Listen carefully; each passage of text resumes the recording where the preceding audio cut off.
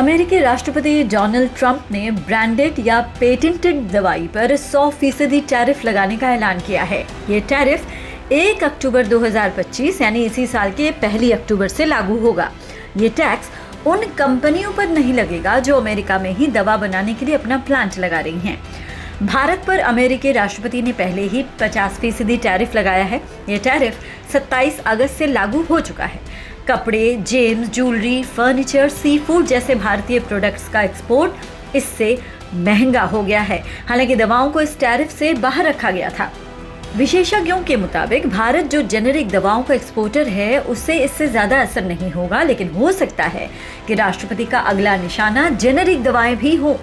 इस फैसले का फार्मास्यूटिकल स्टॉक्स पर भावनात्मक असर पड़ने की आशंका है। आपको बता दें कि भारत जेनेरिक दवाइयां अमेरिका को एक्सपोर्ट करने वाला सबसे बड़ा देश है।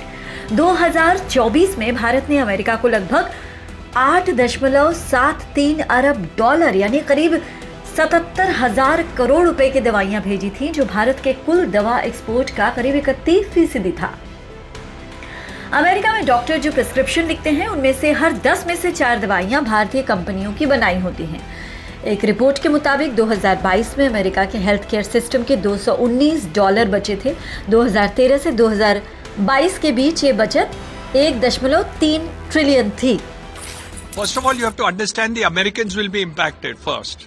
So if you are putting tax on medicines, the medicines will become more expensive in America. So I think America will be the first person who will be affected.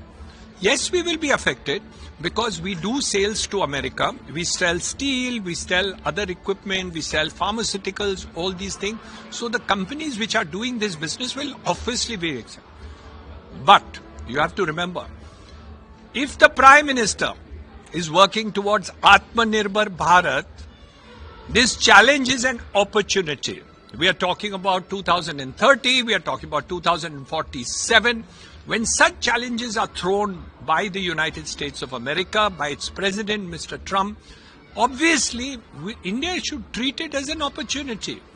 Our demographics are growing, alternative other countries are there, the European countries are there, China is now opening up for us. So I think what we need to do is, the target of the Prime Minister, Atmanirbhar Bharat, Viksit Bharat, will not be 2030 and not be 2047, it will be earlier than that.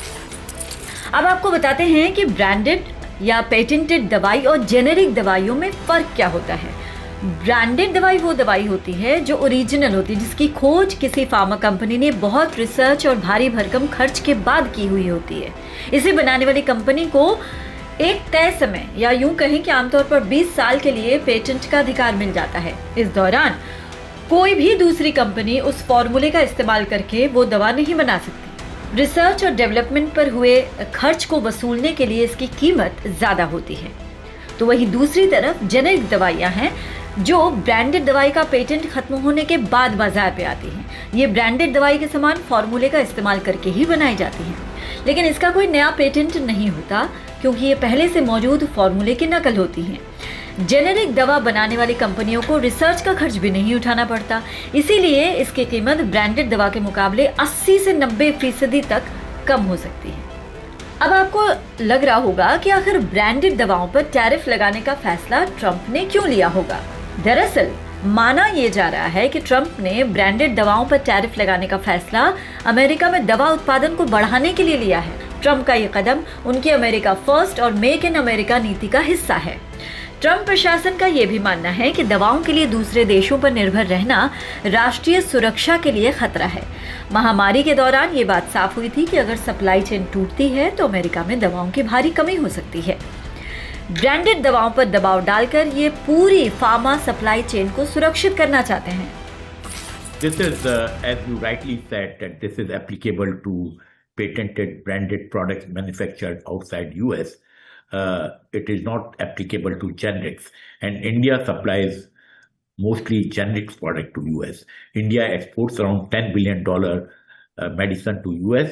They consist primarily of generic products and APIs. So India is not likely to be impacted with this order. We have been constantly advocating that generics should not be subjected to tariffs as generics operate with rather thin margin, and if the tariff is imposed on generics, that will be passed to the patient, and it will increase the healthcare burden for the patient. So our advocacy, our efforts, our initiatives are to convey on a regular basis that these generics should be away from tariffs. They play a vital role for access of medicines for critical diseases in US like diabetes, cardiac, oncology products, gastrointestinal products, and they are serving an important public health cause. So our submission will be always that tariffs should not be imposed on generics. दूसरा सवाल ये है कि generic दवाओं पर tariff क्यों नहीं लगाया गया।